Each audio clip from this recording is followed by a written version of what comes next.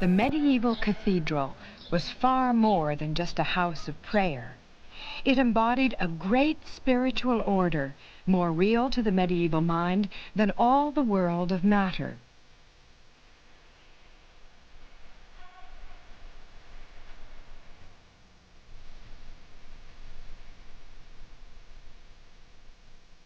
The task was given to the builders, to imitate the divine architect himself. He, they believed, made all creation out of nothing, and they must recreate it all in stone. Today in Bedford, Indiana, the same stone is quarried for the same purpose. Limestone. It's soft enough to cut and carve, hard enough to survive the centuries.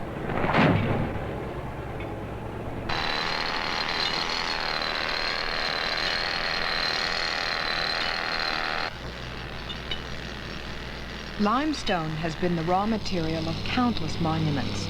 Most of the great cathedrals were created out of it. More recently, the skyscrapers of New York City were faced with stone from this quarry. And it's still going to New York, this time to build the Cathedral of St. John the Divine.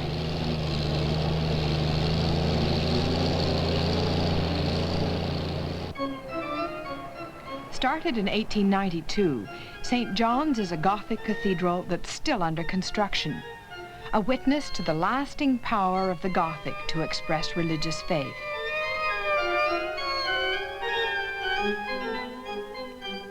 Thousands of stone blocks are quarried and cut, and then laboriously shaped by saws and chisels that treat the stone like timber. In St. John's Stone Yard, people and machines are involved in a lengthy collaboration. Cathedrals have always taken at least a generation to build.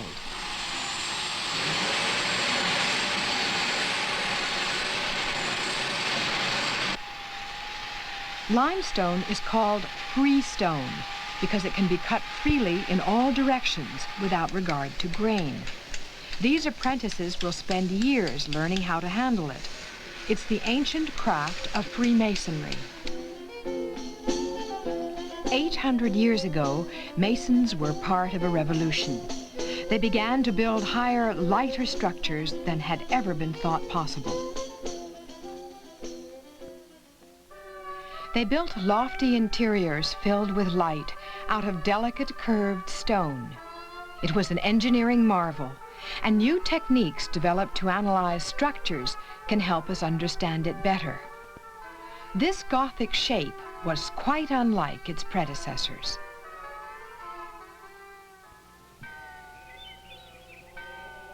Early in the 11th century, pilgrims climbed this hillside in southern France to see a new church in the village of Conques. It was built in the old Romanesque style that was soon to be superseded.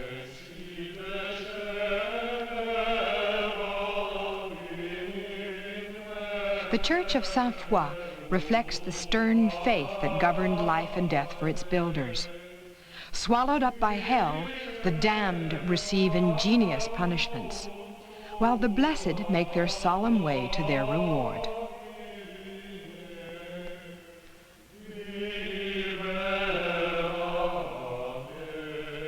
The power of those saints in heaven could be tapped, it was thought, through the holy relics of the church. This is a reliquary made for the skull of Saint-Foy herself, a young girl martyred by the Romans 3 centuries after Christ. Like the patron saint, the arches of the church were derived from the Romans. Its structure is described by Princeton engineer Robert Mark. I'm standing in the gallery above the side aisle of the Romanesque church at Conques.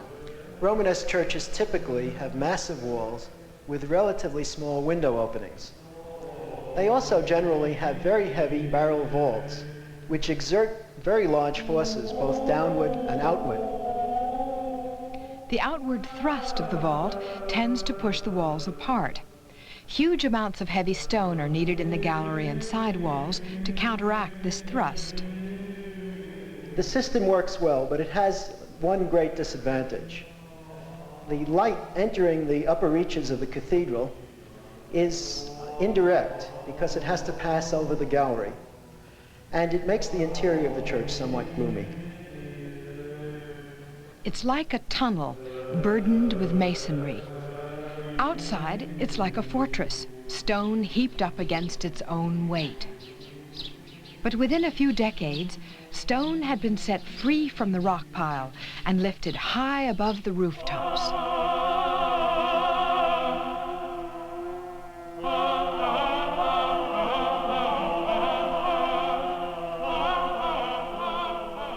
The cathedral at Chartres was one of the first of the new Gothic structures.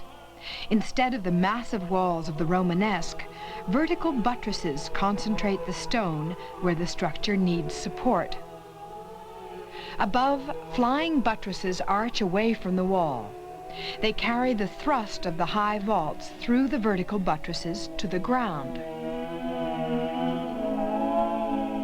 Bearing no weight, the wall is just a frame for windows. This is the clear story.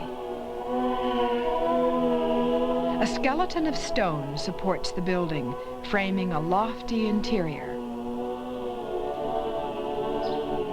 As a guide at Chartres for 20 years, Malcolm Miller uses tourists for a simple demonstration of the Gothic skeleton.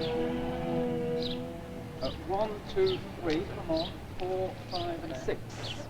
And could you come and line up 2 by 2? You come and face him, feet together. Look at him, very nice. You face him, you come and face him. Let's imagine that we're inside the cathedral, and these, the backs of the heads, are the wall structure up here between the flying buttresses, or at least between their heads would be between the flying buttresses. So this is the width of the nave from wall to wall. These gentlemen inside are alternating the 24 great clusters of piers and shafts, and they built then from, let's say, the springer of their heads, transverse arches from head to head like this, built first on wooden support, then taken away. You hope that the stone arch stays up. Then another transverse arch from head to head. So this forms a rectangular section or bay. Next, they built ribs from his head to his head, like this and like that. So each rectangle then is divided into 4 parts. Quadripartite rectangular vaults. It's one of the Chartres innovations. So let's do that. Can you make a keystone by holding hands firmly? And you do the same here. You up there, you two here, up here again, look, no, cross ribs, you with him, up here and then up there. So you'll have to imagine, because they don't have 3 arms, the transverse arches crossing over like this. So this is a rectangular bay, and then these are the 4 ribs, and where the ribs join, come together, is the keystone. That's an enormous central block in the center of each vault. The vaults themselves are then constructed from arm, not against the wall, but over the wall to the next arm. So if I, am the stained glass, up there, and the weight is going around me from his arm to his arm, then from his arm to my arm, the transverse arches. So I am, let's pretend, the considerable weight of the stone vaulting inside, spanning what is in fact the widest nave still in France from wall to wall. Are you ready? Okay. I am the weight of the roof. Now, my weight doesn't disappear. It is carried in their arms. Vaults and ribs together form an interlocking rigid shell that focuses the thrust of its own weight downwards into the piers and outwards through the flying buttresses to the vertical buttresses around the perimeter of the church. This stone scaffolding ensures the stability of the vaults.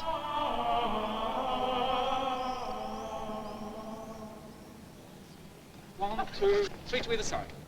I'm the weight of the roof, pushing in the middle of their chests. Girls push back again, make their ribs crack, make them feel it. And my weight is controlled, and look, there's nothing happening here. I can walk in and out of this new structure, the first high Gothic cathedral. The walls may be taken out, theoretically, and stained glass has taken the place. So the invention of flying buttresses, the wall buttress brought up higher, made it possible to build higher, but also to open up the walls, to fill the walls with stained glass, to beautify the building, to instruct the people, and especially to give us the illusion of precious stones, because St. John wrote, "The walls of the heavenly Jerusalem, for which the church is a symbol, are garnished with all manner of precious stones." Through these windows came a spiritual enlightenment as well. Filled with stories from scripture and moral lessons, the cathedral was an illuminated book for its unlettered congregation, the Bible of the poor. Fragments of colored glass are held in a network of lead, bound together with iron straps. Rough materials combine to create images of extraordinary power. I saw one like unto the Son of Man, and out of his mouth went a sharp two-edged sword. This is the apocalyptic vision of St. John the Divine, shaped by the medieval glassmaker.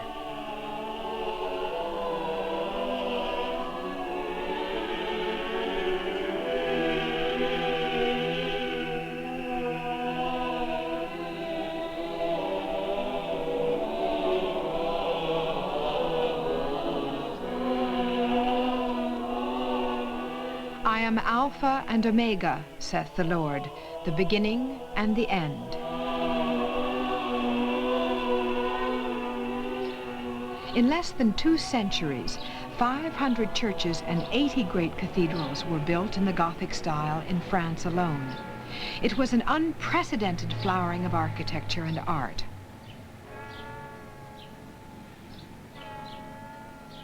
Now we can begin to assess the engineering achievement as well. A cathedral structural frame is modeled for analysis in Robert Mark's laboratory in Princeton. It's been loaded with weights and heated until the softening plastic deformed under the stress caused by the weights. Hardening as it cooled, the distortions were locked into the plastic. The weights simulate the actual loads on the cathedral structure. We apply loadings, both dead weight and wind loading, that we calculate to affect the real structure, and apply these as scaled loadings to the model.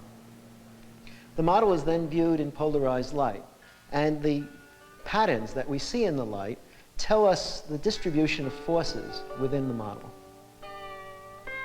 These stress patterns reveal how the cathedral structure really works. It's like a contour map. Where the color changes are closest together, forming dense patterns, the plastic has deformed most under stress. It's there that masonry in the cathedral may be overloaded and crushed, or subject to dangerous tension and cracked.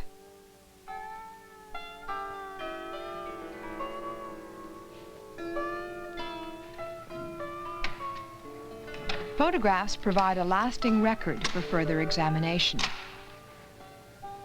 Robert Mark's assistant is hoping to apply these methods of stress evaluation to the ancient temples of his home country, China.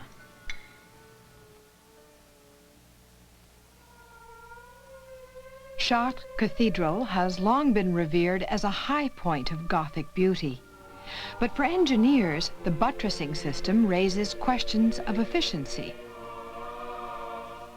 The pier buttresses are extremely heavy, but they're topped by flying buttresses so light they look like afterthoughts. This is a model showing the structure of the nave of the cathedral at Chartres. And we tested the model first without and later with these very light buttresses. The stress contours are analyzed under polarized light. The flying buttresses below me were thought to have been added at the beginning of the 14th century because there was a consultant's report on the cathedral which spoke about some work needed on the buttressing. But in fact, our modeling studies have indicated that the flying buttresses have a very small effect on the stability of the building. Our conclusion then is that they were added late in the building, but it was done during the original campaign of construction. So those flying buttresses were added by the original builders, even though they had no real structural function. On the model, dense contours show that the buttress fails to carry the loading smoothly to the ground. Where the high vault at the right joins the clerestory, there are concentrations of stress. The light flying buttress at the top does little to solve the problem. These findings suggest that the cathedral is overbuilt, an inefficient use of stone by builders who were uncertain and overcautious. But early Gothic buttressing wasn't always so conservative. The cathedral at Bourges was built at the same time as Chartres, but its structure shows extraordinary daring.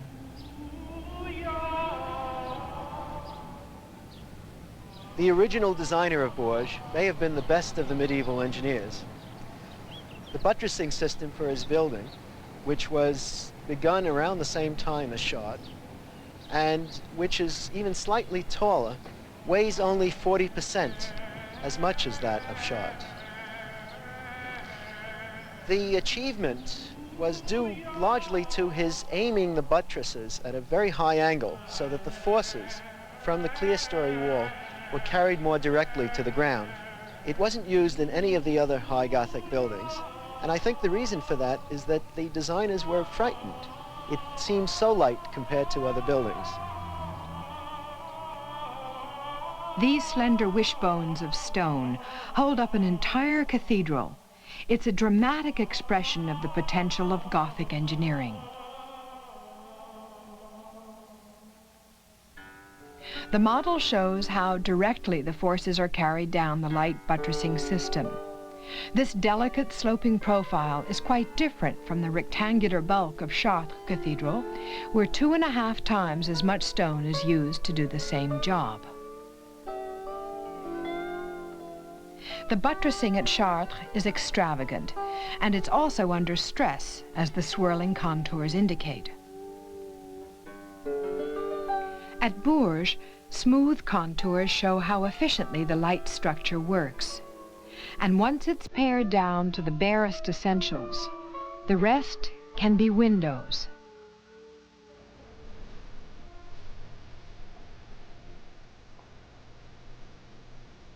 The effect is magical. Stone without weight, space without enclosure. The high vault seemed to float on glass, and everywhere is filled with the bright light of day that to the medieval mind could bring a glimpse of God himself.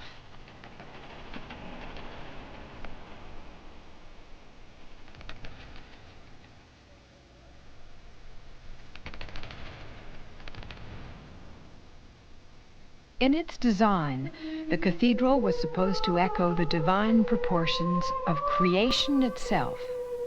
Ideally, architecture was governed by the same ratios as music, so that together they could express a universal harmony.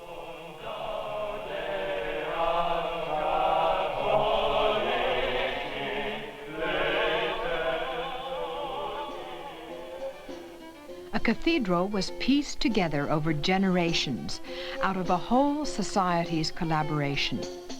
The guilds of tradesmen often donated windows and signed them with a picture. This window at Bourges was the gift of the cathedral builders themselves. In their portrait, they hold the symbols of their trade.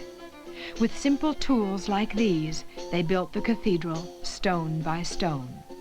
Plumbob, axe, and trowel, and at the top, the master builder with hard hat and compasses. During long years of construction, the building was constantly checked, and the designs revised at any hint of weakness. So the cathedrals themselves served as models for testing new ideas, and the daring Gothic structures grew higher and higher. This is Beauvais, the highest of all the Gothic cathedrals.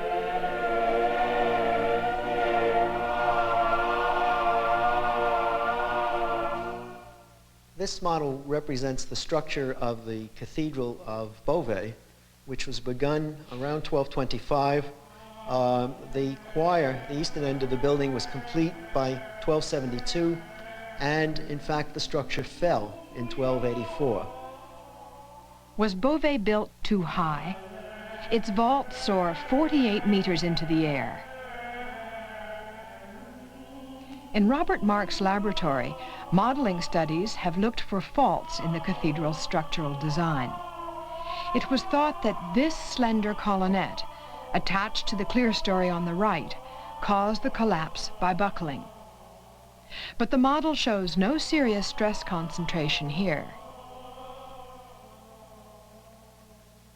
Instead, the problem seems to have been at the base of this intermediate buttress. Swirling contours suggest dangerous stresses here at the level of the side aisle roof. There is a very critical region in the intermediate upright, this one right here.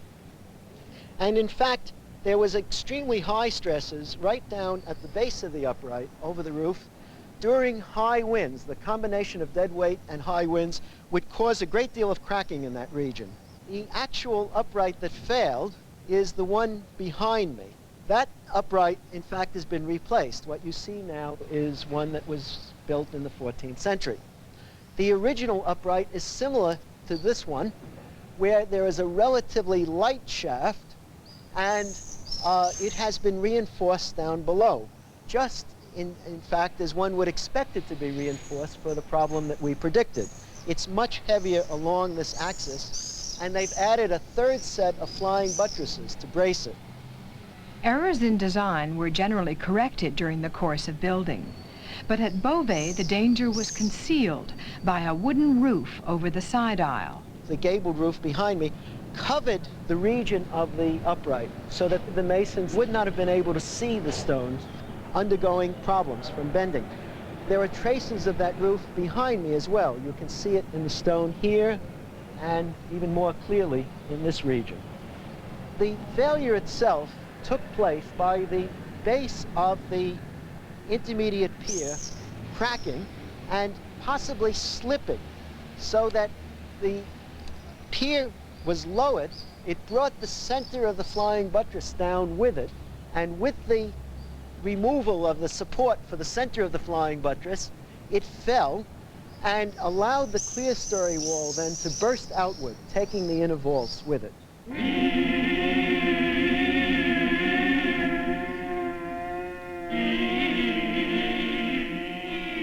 The choir was rebuilt in the 14th century, strengthened with iron bars.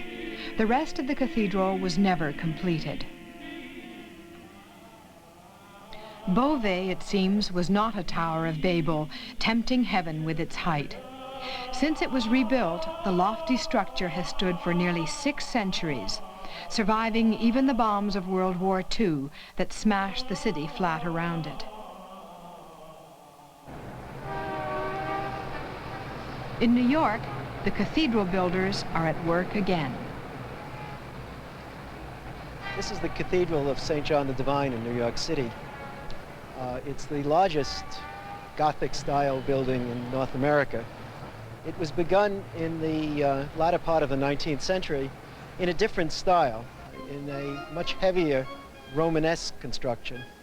And after the architect died, it was redesigned in a Gothic mode. From Romanesque to Gothic, this cathedral reenacts history in its design, and history marked the progress of its construction. Buildings stopped in 1941, the day after Pearl Harbor. The work wasn't taken up again until 1979. Since cathedrals began, they've been in competition with wars.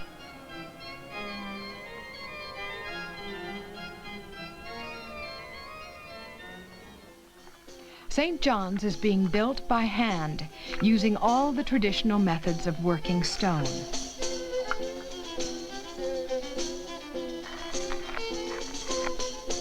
As the mason shapes and levels each block, he leaves a unique pattern with hammer and chisel. It's called boasting, his personal signature on the surface of the stone. James Bambridge is the master builder, overseeing every aspect of construction. He makes a separate full-size plan for every single block, translating it from the architect's drawing. A set of template molds made out of zinc helps to guide the masons as they shape the limestone. Like the master builders of the Middle Ages, James Bambridge was trained as a mason through long years of apprenticeship. Now he's training New Yorkers in the same ancient skills.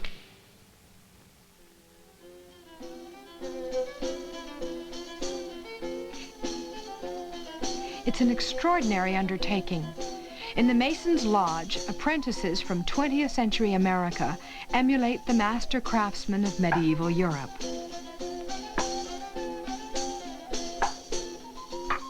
The contrast between past and present seems so great. But some things haven't changed at all. These masons, like their predecessors, are building more than just a house of prayer. Then, as now, in a violent and destructive age, the great cathedrals celebrate creation. They speak of human hands that built a lasting beauty, of engineering that gave life to stone and sent it arching upwards.